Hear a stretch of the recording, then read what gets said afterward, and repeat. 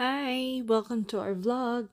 So this is still in Bandon Beach. So we were looking for a beach that is really fronting the Pacific Ocean because the beaches that we found is like parang inland. So there's like a water pero when you look at the sea, there's still land ahead of it.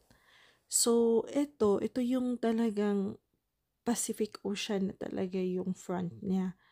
So, pinuntahan namin, sabi namin, "Oh, sige nga, punta tayo sa beach na mas like totally like real beach kung sabihin mo."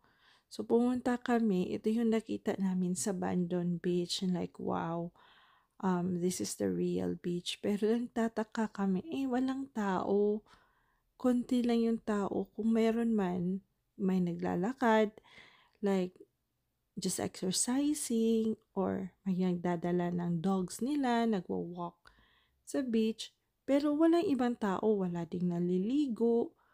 So sabi namin, grabe, parang bakit walang tao? Beach to. So, yun na ano namin na, kaya pala walang tao kasi ang lamig.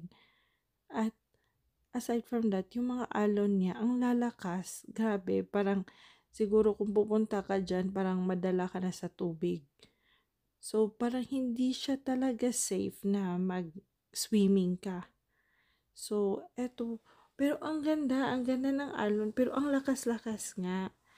And then, ang presko ng hangin, parang natural talaga siya. Kasi nga, walang tao, walang nagsistay dito. Tapos, kung makikita mo, may mga ano siya, like, may mga karatula nandun sa gilid na careful, watch out for tsunamis. This is like the tsunami area, blah, blah, blah. So, parang, kaya pala no one will stay here kasi what if may tsunami? Talagang wasak talaga dito. And tingnan mo, kahit yung mga kahoy nasa gilid, wala pa rin kumukuha or whatever, hindi din nila nililinis. Parang natural lang talaga. And then we found as we were walking, nakita namin tong lighthouse. Sabi namin, punta nga tayo doon. Parang wala namang tao. Pero may nakikita kami tao na lumalabas sa lighthouse. So sabi namin, tingnan nga natin. Ano kayang nandito? So yun pala, merong maliit na store dito sa lighthouse. And ang ganda, kahit maliit lang, parang this is like their way of like having a tourist spot nandito na area in remembrance of the old lighthouse in the 1800s. So, eto, yung lighthouse nila sa Coquille area. And then, meron din silang mga cute na mga stuff, like pang souvenirs talaga na mga books, mga t-shirts, mga water bottles, mga hats. So, cute din.